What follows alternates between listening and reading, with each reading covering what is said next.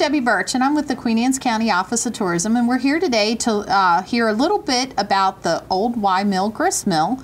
Did I say all that right? Yeah, I think I did. I have John Nizer here, and he's with the Friends of the Wye Mill, Old Wye Mill. Is that the Friends of Wye Mill? Wye Mill. Yeah. Okay, and he's going to tell us a little bit about the tours that are offered, when they're open, and what you can see when you come there, because you guys have students that come there, not just from Queen Anne's County, but you have other counties that bring kids there. I know I was there one day and there were teachers there from Anne Arundel County, I think. They had come over to look at the mill or something. So anyway, welcome, John. Thank you. Tell us a little bit about the mill and about the tours that you have there and what people can see when they come.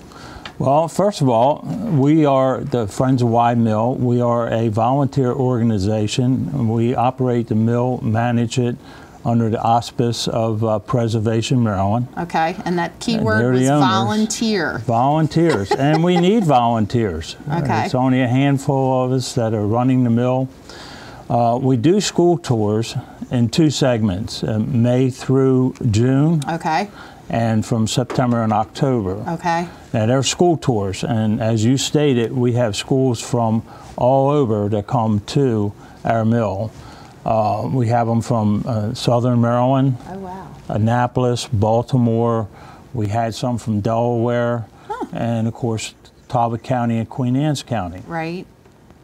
The tour that we give to the students is based on history of the mill, the land around it, and the fact that when they come into the mill, they actually grind corn. Oh, they get to do this. They see the big, wow. We have, our stones date back to like the 1850s to the 1880s, and they're using those stones that we use on the first and third Saturday of each month when we grind. They come in and they grind corn. Not only that, but we have hands-on stuff in another part of the mill, and they go in there and there's a quorum that was invented by the Romans where they grind corn by hand with the millstone by hand like that. And then there's the Indian stone that was actually found on the Eastern Shore at an old Indian reservation, and we have that stone. And they take two stones and they have rub to grind with that. They have to grind with that. Then they appreciate the mill, the millstones grinding. Well, on the hands-on stuff, what they really appreciate is the fact that we have a grinder from like the, I guess, 1920s or 30s, where they used to have in a farmhouse with the crank on it, and that's the one they like the most. Okay. But they have all that to do, and we show them the mill pond. They're fascinated. They may have ridden by the mill, which is located on Route 62, and they see a hill, but they don't know what's on that hill. So we take them up there and we show them. It's over 50 acres of water up there. Tell people, tell us about how the water gets the wheel turning, because I'm fascinated with that too. You turn it on. That's right. We before we can start grinding, we go over to the mill pond, open up a gate, which allows the water to flow from our mill pond through a pipe under the road and to our penstock. And the penstock fills up, and then inside the mill, there's a wheel that looks like a ship's steering wheel. And when you open that up, you raise a gate, which allows the water to flow over top our wheel. We are an overshot wheel, meaning the water comes over the wheels. Okay. If you're up in the mountains, you can have an undershot wheel where the water goes underneath, but ours is an overshot because we're basically flat around here. Right. And then our wheel is can go 25, 26 miles an hour. Wow. And it's really cranking up there. It's about 8 foot wide and 8 foot tall. It's all steel. It was replaced in the mid-1900s from wood. It's just amazing. Like I said, if you haven't been there, it's something to see. And I mean, you always have you have docents there who can talk about the history. And when you do your grinding, I think the one day I was there grinding, you had a gentleman who was actually dressed in, was he in period garb? Some of them. Yeah. We have two. Josh.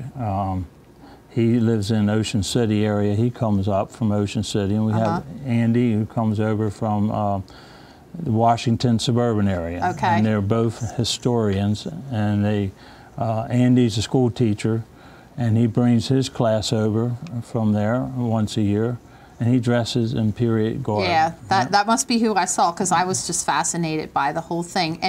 And so along with the tours, you also have stuff for sale there. You grind corn and whatever, all the other things that you grind, but you sell the stuff there. We sell our whatever we grind, and we, like I said, we grind on the first and third Saturdays each month. We have wheat, we have buckwheat, regular wheat, we have cornmeal, and we make grits. And you have cookbooks. You have cookbooks to go with those. We have pottery with mill stuff on it, and we have postcards and pictures of the area that we sell.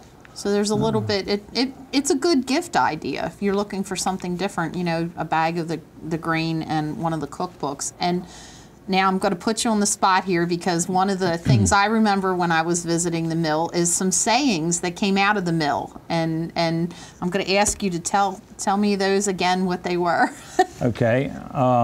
There's about 4 of them. And the first one is milling around. And by milling around, when the farmer brought his grain to have it grind, he bartered with the miller as to how much the miller is going to keep, because that's how a miller gets his pay. Right. And then he hangs around to make sure the miller is grinding his grain, because he doesn't want your grain, because I know my grain is better than yours.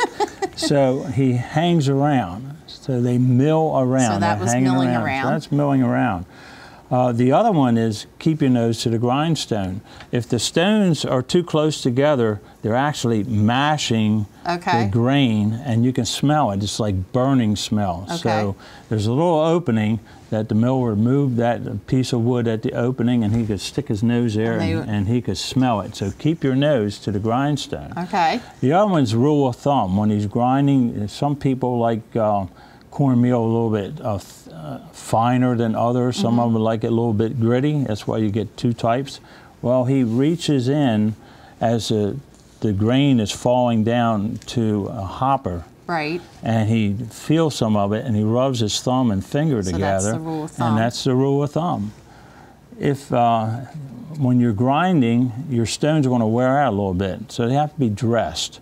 And by dressing, they have tools to make lands and grooves, just like you have in the barrel of a gun, lands and grooves. And they have to be sharp, because you're actually slicing the grain.